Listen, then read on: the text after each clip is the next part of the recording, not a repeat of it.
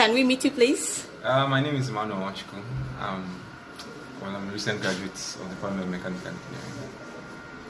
Okay. So, can you talk about your experience with the solar system here before you graduated, or why you're still here? Because I can still see you on campus. It saved my project. To summarize it really, because I think the pressure for project submission started coming around the time that it was installed. So at the same time, coincidentally, it's the NASU, they started going on strike, and they, ceased the power supply in hostels and everything. So this was like a haven for us to come here and be productive, really, because before now, I remember 300 level, 400 level, at times like this, the only thing we could do, at the Catholic church then, they usually put on their generator then. So when you're not going to Catholic church, you're either in your room, just whiling away, really.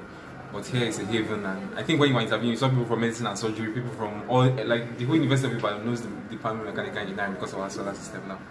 So has really been an amazing addition for us. Yeah, so we are glad to be able to give you access to energy when you really need it. When we really need it. Came at the time,